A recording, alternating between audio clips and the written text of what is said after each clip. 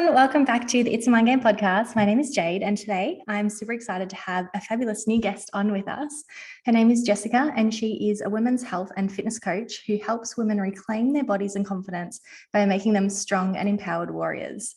Now, I found you through a mutual friend of ours, and it turns out you've got quite the HA recovery journey yourself. Yeah, I think it was intense. Because it lasted an active number of years, but like an all-in attempt of like 6 months or so. But yeah, it's been a journey. I just love the language because part of your intro was from your Instagram page.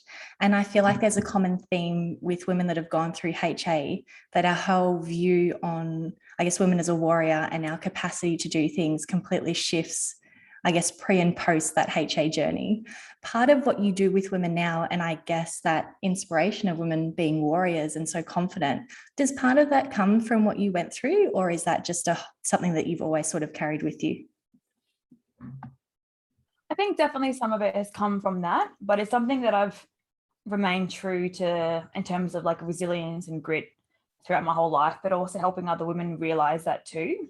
Because I've been in the health industry for a while, but I think definitely going through HA has changed my perspective a lot on a number of different things, specifically acceptance of body, more so in all shapes and sizes, like for myself rather. But I definitely, it's become a lot more apparent of the different psychological processes that people sort of need to go through to break through those barriers. And then if you think of yourself like a warrior, then it provides you with that sort of fierce and fire to actually, you can tackle anything. Yes, there'll be hurdles along the way. But if you just keep going, like, you'll be fine. Yeah, because I love that because it's so true. And it's so easy to kind of get lost in a world of, stress and anxieties. And I guess there's always so much going on that sometimes we feel like we don't have the power to take charge and just keep stepping forward. And sometimes it's that reminder. It's like, no, you are a warrior, to just keep going. Now, would you mind shining some light on, I guess, your entrance into the health and fitness industry, what life was like for you, how HA come about, just the whole journey? I'll go back to the beginning. So I did like very back to the beginning. Like I wasn't exactly the healthiest kid. And then I did 12 months in the Navy where I did like the gap year. And throughout that gap year, I actually ended up gaining like 15 kilos, which I didn't like care about. I didn't even know, didn't really have a care in the world. And then when I left and realized how much weight I'd actually put on and how unhealthy I was, that kind of started my, I would say, approach into health and fitness, where I actually started to monitor what I was eating. I started to move my body a lot more. But it wasn't until, and that was 2009, but it wasn't until sort of 2013 where I actually started actively training myself, like doing like boot camps and gym. And then in this time, I had a pretty good relationship with myself. Like, ate whatever I wanted, trained whatever I wanted. I was a very intuitive uni student as well, so I just did what uni students do all the time. And then in 2014, I decided to do the bodybuilding comps, but like in the bikini division as well. Not so much for the glorification of like being on a stage, but I really like challenges. And to me, this was like a hard challenge, but also quite a rewarding one. And then I realized after training, I could actually do it well.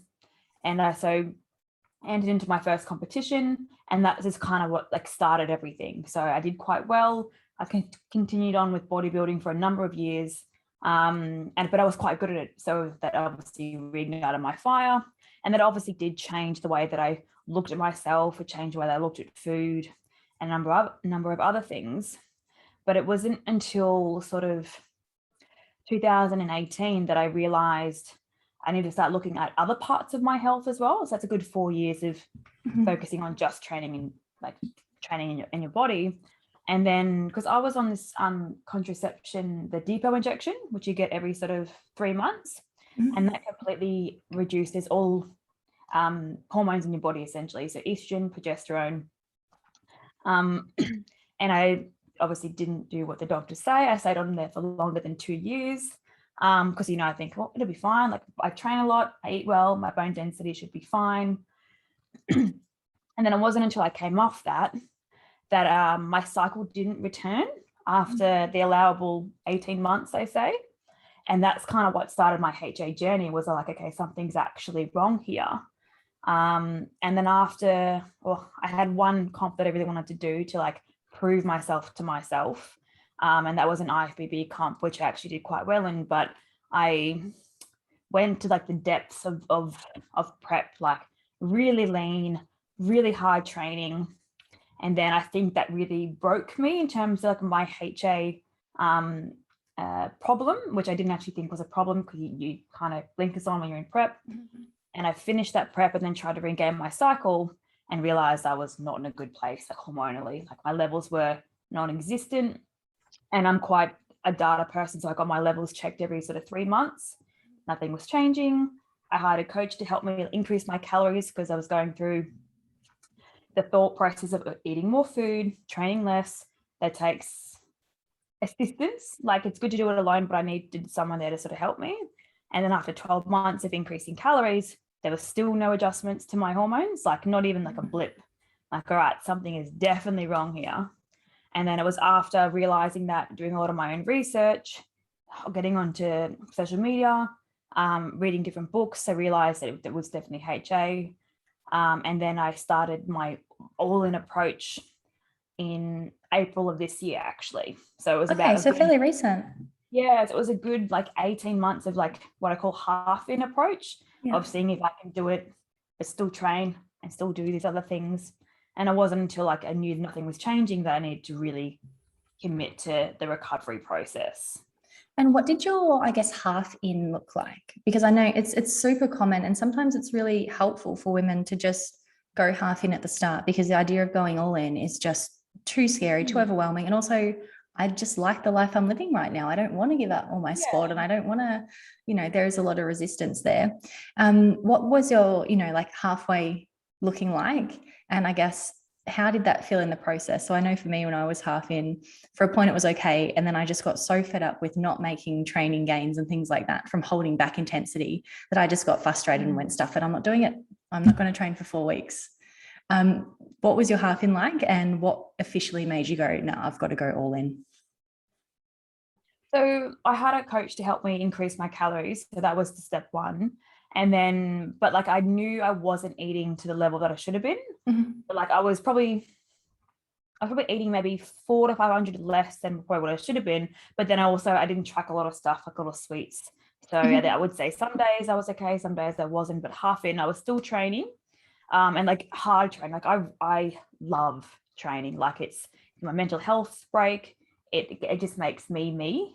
So I was still training normally, and I was still getting strength gains, but not to like the great extent. Now I look back now, I'm like, I've just wasted like my life.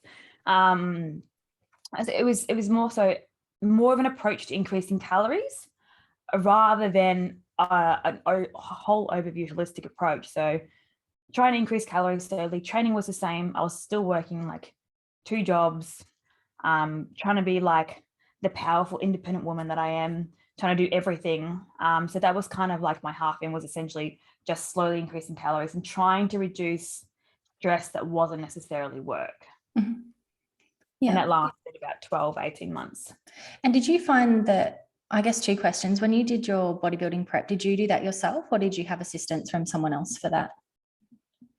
I had a coach for the first 4 years, and then the last sort of 2, I did the prep myself, but I consulted a lot with other coaches. Like, being in the industry, I knew quite a lot of people. So, and I knew how my body responded to different stimulus. So I did my own training program. And then towards the end, I had someone sort of start doing my skin folds, and he was a coach as well. So we would just like do some banter. So I trial and error a few things, but I think that could have been, well, that was probably my downfall as well, particularly towards the end, where I probably got myself to the point of being too lean, but lean enough for the comp, which is kind of annoying, because it's like too lean for health, but lean enough for the comp.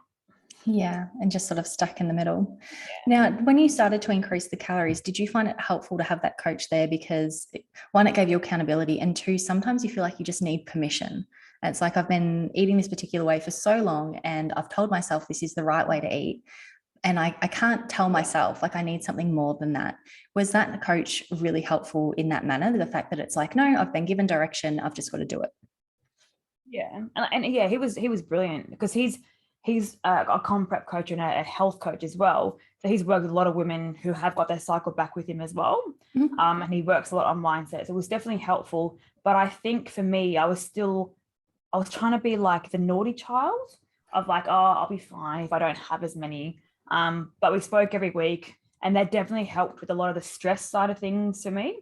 But I think the food to me, because I knew that if I ate a certain amount of calories in the past, I'd gain weight I didn't like. And I thoroughly enjoyed the way that I looked. Like appearance to me, and it still is, I hold that quite high because it provides confidence to me, my view of my appearance, regardless of what it is. So he helped me with a lot with that. So it's helpful to have a soundboard and a level head to bring you back down to your sense of reality. Yeah. And what made you decide to go, all right, things aren't working, enough's enough? And what exactly is your all in? Like, were you still doing some form of movement? Did you continue to calorie count, or did you just eat more? Like, paint us a bit of a picture as to what your all in was like. So the sort of cutting point was like after 12 months, I was probably eating 2,000, maybe 2,200 on some days of food, and my levels still weren't changing. And then my coach even approached me. He was like, hey, I've done everything that I can, like, and nothing's changing. So I'm not really too sure if you staying with me is going to be beneficial because I don't have any other resources to give you. It could be something related to the depot injection that's causing other things as well. Because he was quite good. He's like, I don't think I'm the best. I was going to say, what a great human. Because there's not many people out there who'd go like, I've exhausted all of my knowledge and we've explored everything. You know, I want better for you. And he's that's amazing. Yeah, no, he's brilliant. I still talk to him now about it as well, which is really good. But it was more so like when I gave myself like a couple of months, and then I did a blood test like I think it was in March, and then I went on holiday for like a week, and I like reduced, like I relaxed and everything like that. But I went on holiday with my partner, and he's a coach as well, so we went to the gym every day. Like we trained really hard because that's our version of fun. I know that's weird, but we like to do my husband and I are the same. It's like that was our hobby. Yeah, like we're so relaxed. We slept, we did fun things. But then when I came back and I got another test, my estrogen, which had actually slightly increased, had decreased again. And I was eating more food. But then I was like, okay, so the only variable that's changed is the training, because I was training quite intensely in there. And as soon as I saw that drop, and I'm like, it's not the food, it's not the stress, it's possibly the training as well. So it was literally after I got that result back that I bit the bullet, and I was like, I just have to do it. I've tried everything else. And it was April 9th. I just said stuff it. And that's when I started like 2,500 calories minimum. I stopped all training. I tried to keep steps up for a couple of weeks just for my own mental health. But then after a while, I just took my watch off and I was like, just do nothing. Like do what you need to do. And then the weight sort of crept on after a couple of months. And I just kept telling myself, you need to do this. And that's sort of how it sort of transitioned of, I'm a data person, so I've got a lot of tests.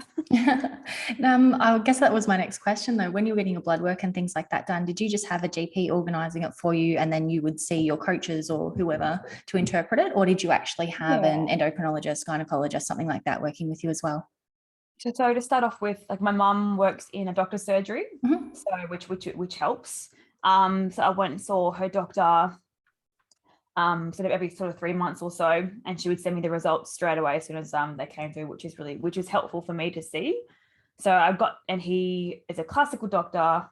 Didn't really know any of the history of hypothalamic amenorrhea. He could see that there was something going wrong, and it took him probably a good 12 months to realize, okay, we need to address this now, because he just thought like have a steak or eat more food. It wasn't necessarily an intervention. And then I knew I needed more help. So I went to an endocrinologist here in Brisbane, and she was brilliant. Like she knew exactly what hypothalamic amenorrhea was. She reaffirmed, it was more so for me reaffirming what I already knew as well. And she was like, what you're doing now is good. Like I would definitely want to reduce your stresses, and that's all stresses. So food, training, work.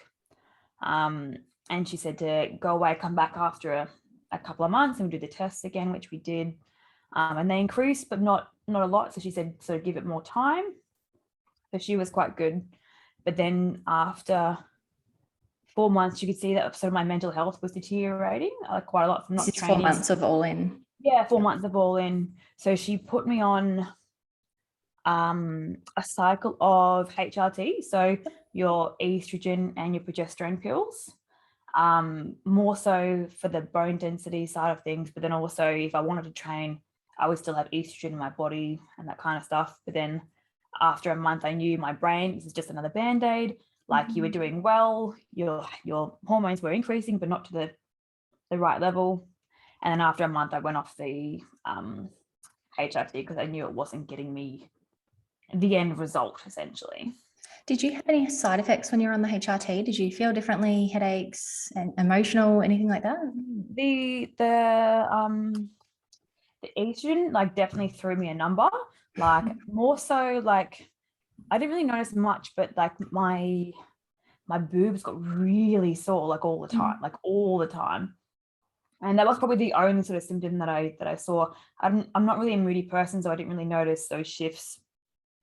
And then after 10 days of having it, I actually had what's called a breakthrough bleed, which means like it's your body trying to adjust to the increase of hormones, and that lasted for a good 7 days. So in my brain, I was like, maybe I was like kind of recovered, and then I've just like stuffed it. I'm not really too sure what it meant. But then after the trial period, having the progesterone. Well, I think like your lining needs to be thick enough for that bleed to happen. So it's like you're not quite there to do it yourself, but there was enough there that hormone could stimulate it.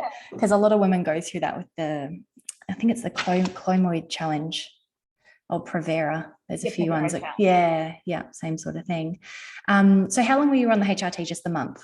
Yeah, literally, I did one cycle. I did like the 24 days of the whole thing for estrogen, but then I did that 7 days of the progesterone. I bled as the studies show.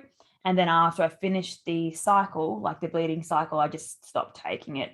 And that was after I had another consult with Dr. Nicola Rinaldi, because I wanted her to confirm my thoughts, just to make sure that I was doing the right thing, because my endocrinologist wanted the best for me as well. But then I also knew in my head, it's not going to be the best way to get it back naturally. Like it's just another false assistance, essentially.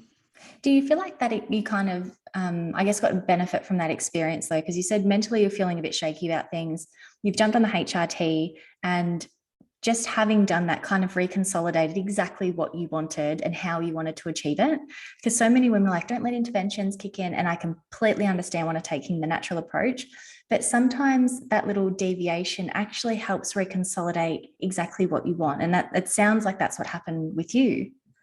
To be honest, that is a brilliant way of looking at it. And I've actually never looked at it like that.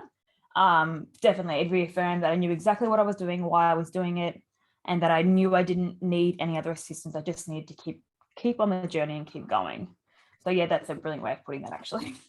Good. So how soon after did, I guess, your period return? So you'd been all in for maybe a month. You've done the HRT for a month. Yeah, I was all in for 5 months, and I started the HRT at month 4, I think. But then on the 5th month, which I stopped, and then after the HRT, it was like 40 days or something after that, that I actually got a cycle, which was my first cycle. Yeah. Yeah, and I'm guessing super excited when the bleed showed up. Oh, 100%. Like it was funny. I knew I ovulated because I was tracking through the strips and stuff. And looking at cervical mucus, but it was so funny because I went out the night before because I was trying to be really good, like don't drink alcohol, just do your body and stuff. And I got hit to the point and I was like, stuff it, like I'm just gonna go out. And I had like a good couple of drinks, had a big night, and I was like, I woke up the next morning like, I probably shouldn't have done that. It's probably not conducive to my hormonal health. And I went to the toilet and I was like, fuck yes, it worked. Yeah. Like maybe it was just me relaxing. But that's, well, to a degree, yeah. It's like obviously, drinking's not good for you. But just if you take the drinking out of it, it's like you let your hair down for a night. It's like, even though you're trying to relax and try to be stress-free, there's still that, it's a big task to do all these things in order to recover your period. And sometimes you can underestimate it because you're actively doing it all the time. But no, that's absolutely amazing. And it's quite a quick turnaround when you think about how long you actually did have HA for, quite a few years. And then within 5 months, you've had that period back. With the next 2 periods after that, did they come on time? Were they late? Were they delayed? Because obviously that's the next step, isn't it? Making sure that the next one comes and the next one, and navigating what life is like post HA.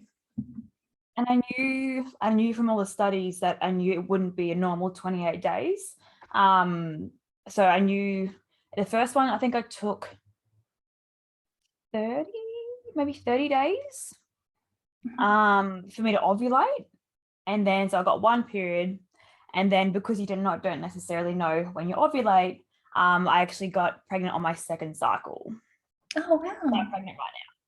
Yay! which is definitely an unheard of sort of, obviously it's not unheard of because it's like, that's what you're meant to do.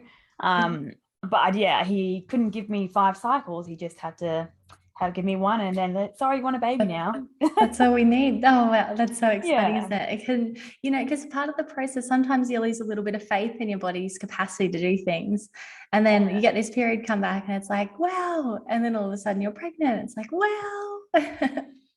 That's so amazing. And I definitely didn't think it would happen that quickly, because if like your body's still trying to recover, I still like not really recovered. Obviously my body had other thoughts in my brain. Yeah, no, it blows my mind. There's so for me, I had HA for 6 years, half in for 11 months, all in for 4 weeks. And then I think I had 3 periods, and then I fell pregnant.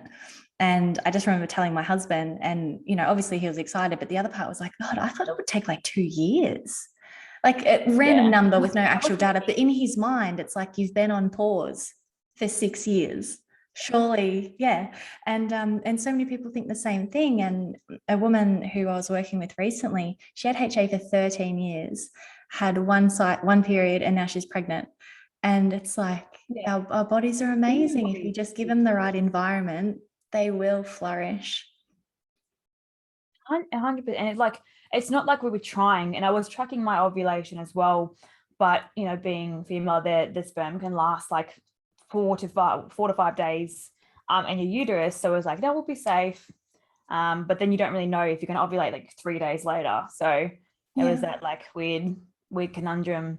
But it was exciting though. I'm still a little bit in shock, because I'm like, this isn't happening, because I wasn't prepared for it as well. Of course. And it's a good shock, but then I'm like, okay, is it going to be fine after?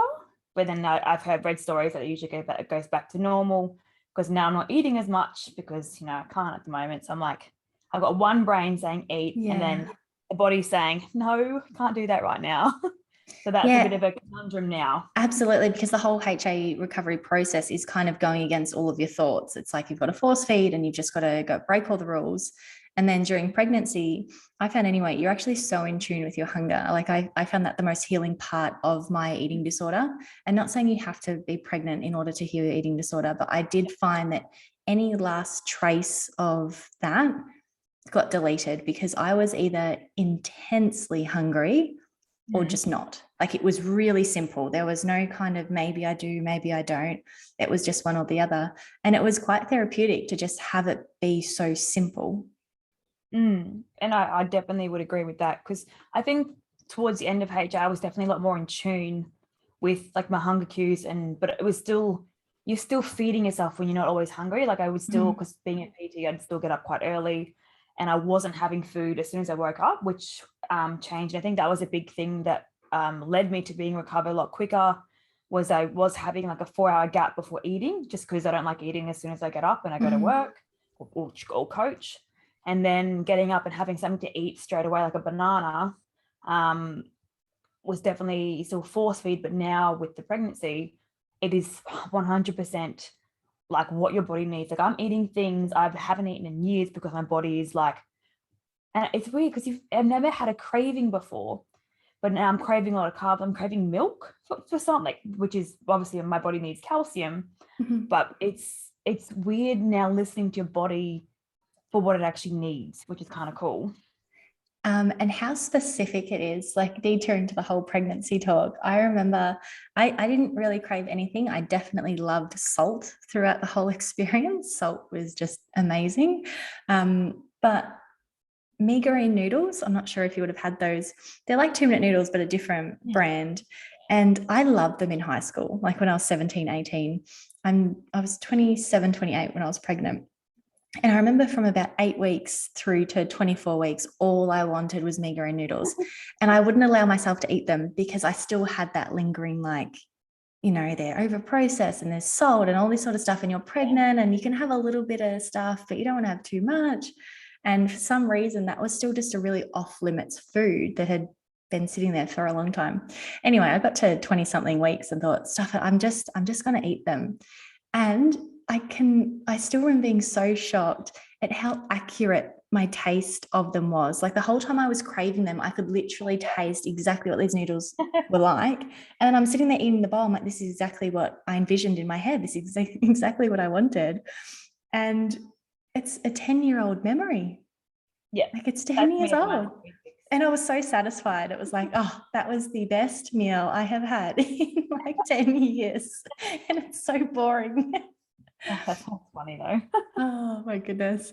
But you know, I've heard of women, you know, eating chalk because they're craving magnesium. They literally eat chalk sticks. Yeah. What, I mean, like actual chalk. My husband's what? cousin niece. Yeah. She Is likes, I think something was a little off because I mean, just okay, if that's like, your face. Anyone who's watching the YouTube, hilarious. No, that's not healthy. No, I heard the story. I'm like, are you sure? And they've gone, no, she had a packet of chalk sticks and just sat there like chomping on them. Oh, apparently she couldn't stop. Oh, anyway. Now, I guess because you are a PT and you are a women's health coach, you've got both elements now because you've done the extremes, you've been through bodybuilding, you've done comp prep, you've gone through hormone restoration and repair. I guess 2 kinds of questions. One, how do you coach women to protect their hormones and make sure that, because it's okay to have physique goals, it's okay to want to lose weight. And I think sometimes that can get a little bit tarnished throughout the journey because it's like weight loss got us in this position. Now we never need to lose weight again. And it's tricky because it's okay to want change. How do you, I guess, coach women around weight loss that protects their hormones? Let's answer that one first and I'll go to the next one. It's more so, and I'm finding it's a lot more prevalent, is so many women are unfamiliar with their cycle, what it actually is, what actually produces a cycle. So the first thing I usually ask is how much they actually know about like menstrual health and if they're regular and things like that. And if they are and they're wanting a weight loss journey, you want to always, and it's always interdependent depending on the person, but usually quite okay until something sort of disrupts the menstrual cycle. So some women can respond really well to rapid weight loss. If they are of a larger individual as well, then rapid weight loss isn't always terrible, but yes, it can still induce HA even if you are overweight. But it's more so for them, giving them awareness that as soon as something sort of comes astray, then we need to adjust things.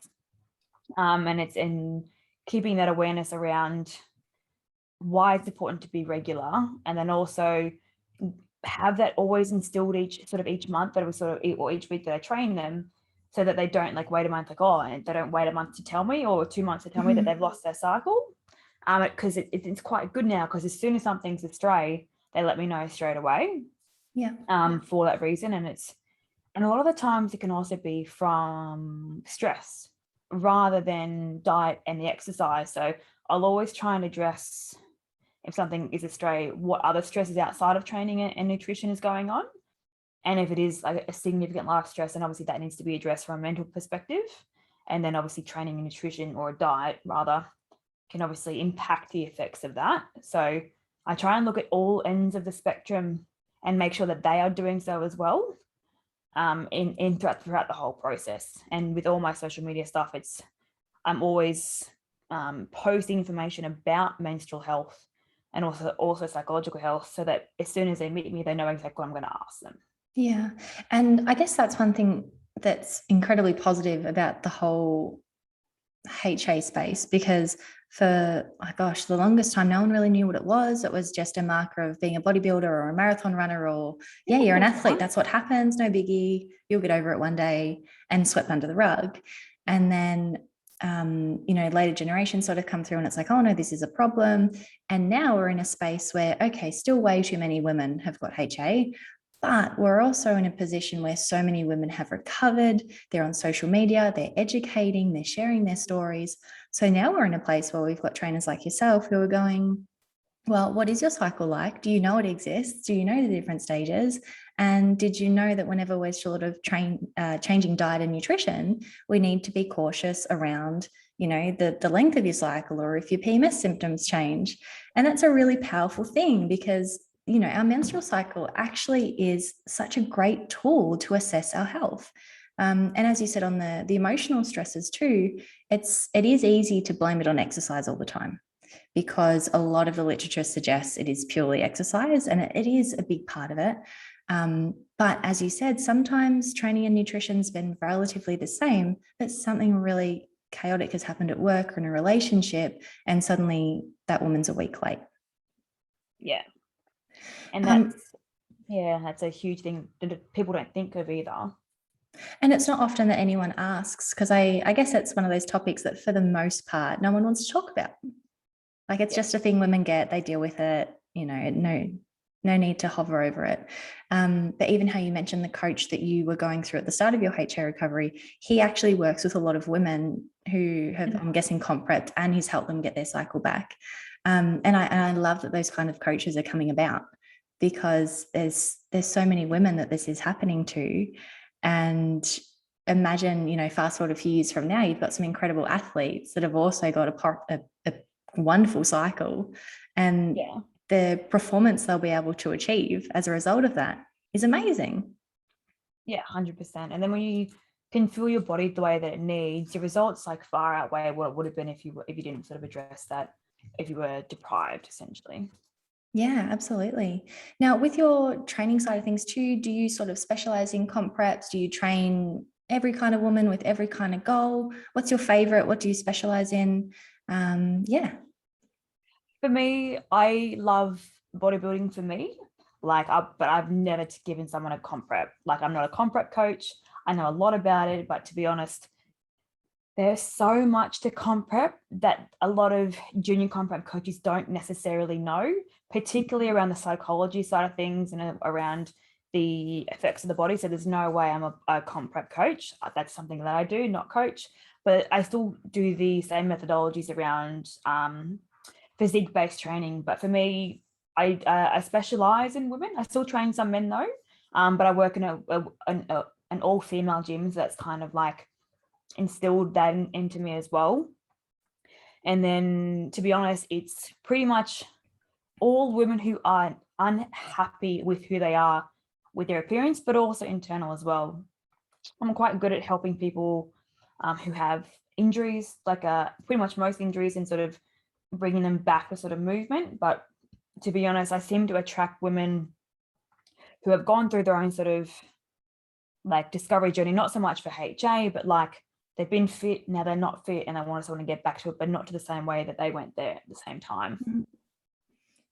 That's a really popular thing though, isn't it? It's because it's so easy to be extreme, and I'd love to hear your thoughts on that too, because bodybuilding preps and things like that, like, absolutely they are difficult, but they're also so structured that if you work well with structure, it's actually really empowering, exciting things. It's like, you know what you're doing, you're going to execute it perfectly. But then you've got the other side of the fence where finding balance is actually really hard. And I find that that's where a lot of men, females both, tend to have that really intense yo-yo dieting experience, because they know how to go hardcore with training and diet, but then they slingshot back into, it's too hard to maintain, I'm just going to chill out, eat whatever I want for a while. And finding that happy medium can be quite difficult. And that happy medium doesn't need to be shredded. It could just be a physique that you're confident, you're proud, you feel great, you like how you're looking, and you're really enjoying your training. When you find, I guess more so women, because that tends to be who you work with at the moment, what are your kind of main tips and tricks for them when they've gone from the crazy extremes to not doing enough, and they're not enjoying it either. It's okay to not do enough, but they're not enjoying it. They don't like themselves. They just want that perfect balance. What are some ways you sort of talk them through and help them get through that? The first thing is usually if they're like that, which means they are an all or nothing type of person, which is a huge problem if they want to find balance, because there's no balance in all or nothing. So it's usually addressing the reasons why they want it all first, and then why they went to nothing.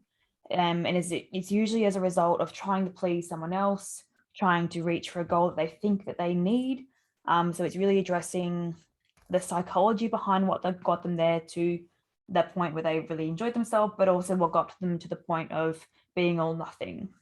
So usually if that's kind of the first conversation, then, and for them to understand they don't have to be 100% all the time.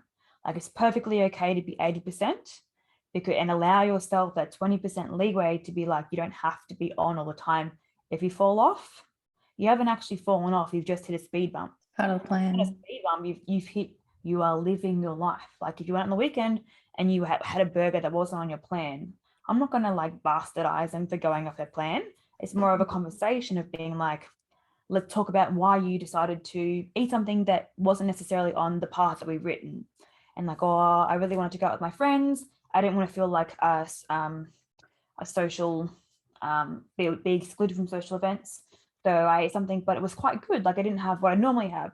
So then I instilled the positives in that, which it would be, okay, so you chose something that you wouldn't if you were on the nothing side of things. Mm-hmm. So you remain conscious.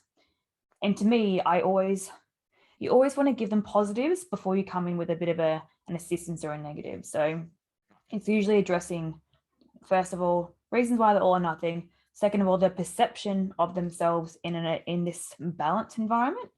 Find out what balance actually is for them on a lifestyle, work, family, training, nutrition. So I go through a thorough sort of conversation with them. And then that sort of sets the scene for them as well, because it's like, oh, I can be both these people. Like, I can relax, but I can also work hard when I want to. So a lot of it comes around to psychology before anything else. Yeah, absolutely. And I love how you identified the choice aspect of things, because I think that goes hand in hand with that all or nothing mentality, as we get so locked into rules and restrictions that can make us really successful and accomplish incredible things, but they can also be debilitating when used incorrectly. But the power of choice, I guess, is what shifts us from that empowering point to the debilitating point. It's okay, 80% of the time I am executing everything perfectly, but when I chose to have that burger in that moment with my friends, I actually got to enjoy something really social, and therefore it was worth it. I'm glad I made that choice, and it's not, this major catastrophe that we can feel like it is if we're stuck in everything must be perfect to a T all the time. And then like being comfortable with, okay, that's happened. Just let it happen. Just don't necessarily let it carry on to what's happening the next day and the next day. Like, I've got a client who has a history of disordered eating. She used to binge eat quite a lot. And then when we're on the call now, she said to me this week, she's like, oh, I had a binge on the weekend. I'm like, okay, what is a binge? Like, oh, I had 2 donuts. And I was like, okay, we need to change your terminology of what a binge is, because I got her to explain what a binge was, 6 months ago, when she would binge, and it would be an all-night effort of whatever she could find in the house. Like, yeah, that is a binge. What you've just done now is you've lived your life in the moment that it was. And she's like, yeah, I didn't do anything after. Like, I just had those 2 donuts because they're at work. I'm like, okay, your psychology behind what a binge is needs to change now, like, in your mindset, because you have done something that is of a normal human nature that hasn't distracted you from your goal of wanting to be a healthier human. So it's a lot of that is around the psychology behind terminology and what they classify as falling off the bandwagon or having a binge. Yeah, and also identifying the links between old behaviors and habits, because of what I get from that story or example anyway, is that her previous binges were really intense. She kind of went out of her way to consume that food, which is really common with a binge. And then I'm sure she would have restricted twice as much in the days following. But in this new life that she's living, where she's eating a bit more freely, but still achieving what she wants to, the donuts feel like a binge because it's more than what she'd normally have. But in comparison, you can't even compare her current timeline to her past. Yeah. But that word's been transferred over to mean the exact same thing. And like you said, we could almost interpret it as she had, a dessert. Like it's not a binge. So I went over 500 of my calories. And like from a macro point of view, like looking at your week, that's like 5% over your weekly calories. Like it's not terrible. And because people always think they need to be on par with everything, I'm like, that's not living though. I like the logic you apply to that situation too, because if you look at 500 calories over a whole week, it's nothing. Like it's really not much. If you're preparing for a bodybuilding comp or something super extreme, okay, we don't have those kind of allowances. But on the just living side of things, it's a drop in the ocean. It's not that big of a deal. So I love that you have those kind of conversations to just bring people back to reality. It's like it feels really bad, but let's be honest. The rest of your week has been pretty amazing. And this one little hiccup, we're going to be okay. Yeah. Because you can provide someone with structure after structure, but their interpretation of what structure is that needs clarity for people who have come from a past of that, or even a past of just even normal all or nothing approach. Yeah, absolutely. So with your clients, do you train them obviously in the gym doing their strength sessions, and then you do coaching calls as well, sort of talking about that whole psychology side of things? So I work at an all-female gym, so I do semi-private stuff and one-on-one-to-ones there. And then I've also got an online base or an online client base as well. So to help myself reach more people. And then also I'm trying to help women that can't necessarily afford, obviously, the personal training, just provide them with structure around training, nutrition. So I do sort of a bit of both. Yeah, fantastic. Now we'll leave your contact details in the show notes as well if anyone wants to reach out and connect with you. I guess to sum things up in regards to the HA side of things, what would be some of your top tips for anyone who's about to embark on the HA recovery journey, who might be in the same shoes as you? They've been a competitor, they love training, it's a really part of their life. They draw confidence from how they look, but they know they've got to bite the bullet and recover their hormones. What are some things that really, really helped you through the process? I'll probably go a little bit against the grain here, because I know that a lot of competitors, and that this is the way that I've done it, have been able to regain their cycle just by increasing calories where they haven't. And that's what my coach was specialized in as well. Like he got their calories up 2,500, 3,000 calories by still being able to maintain that similar or same level of intensity for training, not comp prep training, but like quite good. So if they haven't physically tried to increase their calories without addressing everything else, that would be my first respect from a mindset point of view, because going all in, like it's a hard slog. And then if you feel like you know that that's not going to be true, like your brain, you're not going to be able to do that, then to sort of go all in, it's, for me, the best tip for me would be, don't be ashamed by it, and then to tell as many people as you can about it. I think that was the biggest thing for me. Like I was so open about it, one, because I wanted to make myself feel better about doing it. And then other people knew what was happening so that no one would make comments towards me or think, weird in my brain, comments behind my back, like, oh, she's gaining weight. Like I was upfront with everything. Like I'm doing this because of X, Y, and Z. One, to raise awareness, and two, so that they wouldn't have a misconception of what I was doing as well. So I think definitely you need a support base. You need to accept that if you're going to do it, you have to do it. Like there's no, once you're all in, you have to stay all in until you recover that cycle, because it's going to, if you go all in, half in, not in, all in, half in, it gets more and more confusing as well. Like it becomes so muddled. And like I think being a competitor actually helped me with that, because I'm very good if I have a task to do. Like they called me the badger, because like I would just get stuff done in an aggressive way. So if I'm going to do something, I'm going to do something. So I think that helped me as well, of having that resilient nature. So definitely support base. And then I highly recommend reading about it, like exactly what it is, exactly what your hormones mean and do, because then I think that provides clarity on what's actually happening in your body, because then I think you can then validate what's actually happening from a mental point of view. And then the next thing was you need to find like a good support group that are going through HA or who have gone through HA, because as much as you like to believe, no one's going to get it. No one's going to understand why you're doing it. No one's going to understand the depths that you're going to go in, because you have your mom or your family like, you'll be fine, or like you don't need to do that. That's a bit aggressive. Why are you doing that? And they see you being really unhappy and like, well, just stop. Yeah, especially when because they say it from such a loving place. It's like, this isn't making me happy, like retreat. And it's like, no, that's the worst thing I can do. Yeah. And you saying that feels like a tease, because I do want to retreat. Like, don't tell me that. If you're on the cusp of quitting, and then someone who you look up to or who you listen to tells you to stop, then you're like, okay, I've got to. Like, yeah, it can create space for it to happen. Yeah. Did you find that being open and honest about it as well helped with, because I know with me being open and honest about it, a big part of my fear around HA recovery was I was so scared of people thinking I'd quote unquote let myself go, thrown in the towel. She doesn't care about herself anymore. And for me, as soon as I sort of owned it and said, hey, everyone, this is what I'm doing, there was no fear of assumption, because it's like, you can't assume anything because I've thrown it all out there. You know my life, you know exactly what I'm doing. And you know what, in reality, no one really cares. But to you, it feels like everybody cares. Everyone is paying attention. They can see every speck of, you know, fat you might have gained, or, you know, you go a bit crazy with it, but everything calms down. For anyone who's feeling really emotional about it right now, it's completely normal, but it does settle. Did you feel the same way as just taking ownership? Yeah, like when you tell people, you also then reinforce it in your brain that it's the right choice to do.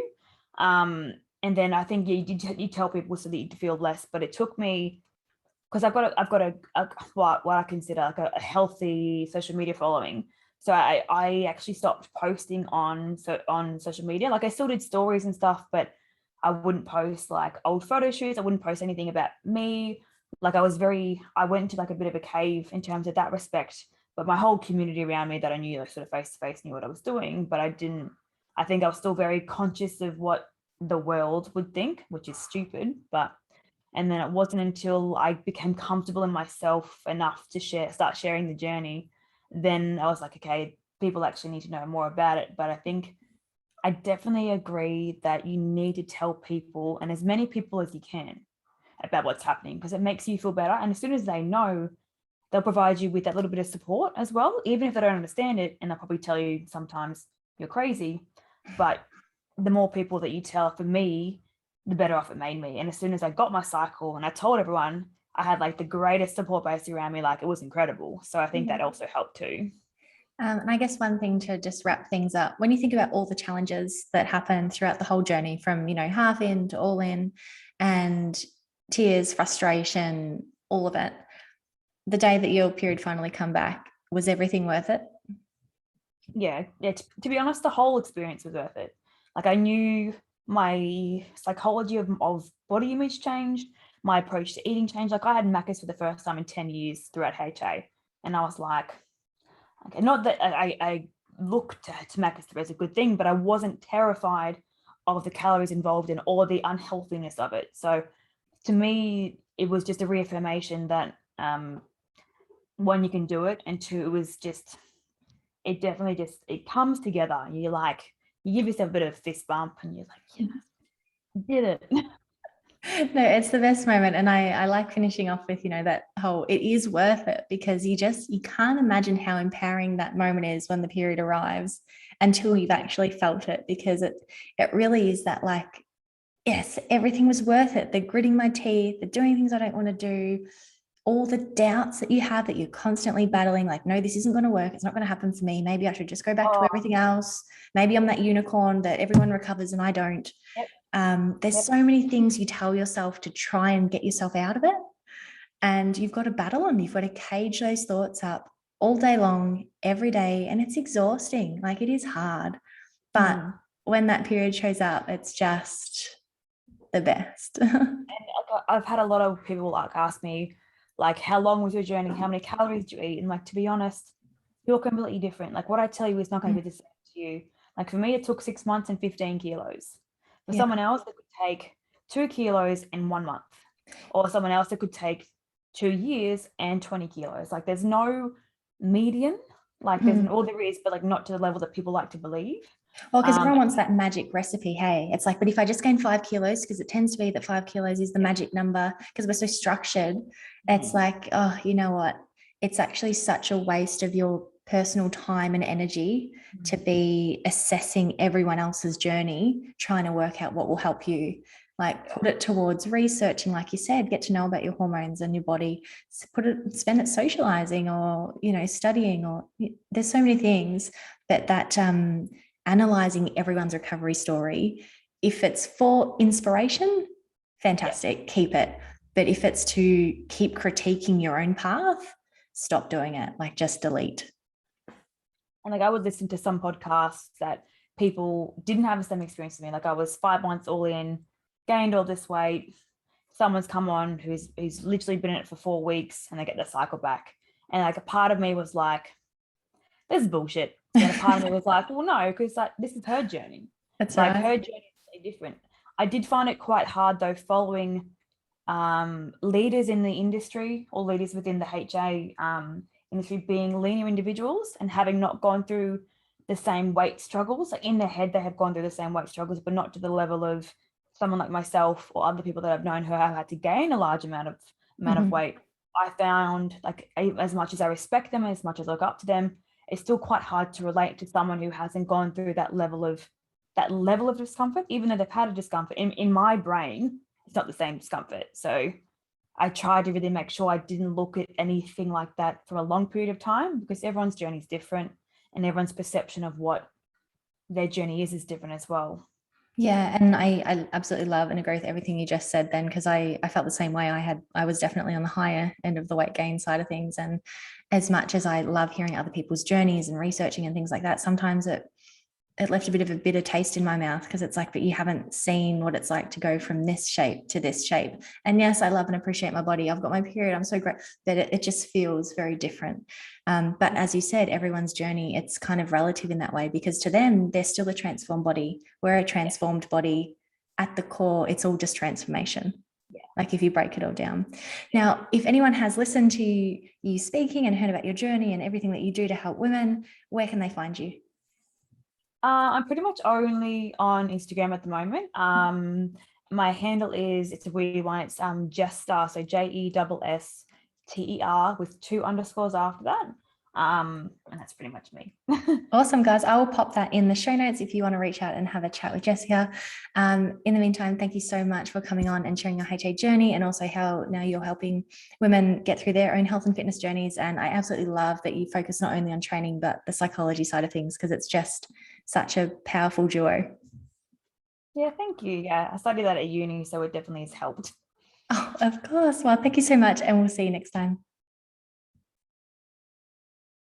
Thanks so much for listening in on today's episode, or watching if you are here on YouTube. I really appreciate all of your listening time and watching time, and I'm just so grateful to have you here. Thank you for the messages that have been coming through on the DMs, mainly on Instagram, with your recovery stories and first periods. And I feel like we've grown together, because a lot of you started listening early days of the podcast, and now it's been 6 months, 12 months. And now, you know, you've gone through your journey, you've got your period, and it's just really cool. So thank you for that. And I'm so glad to have been a part of that journey with you.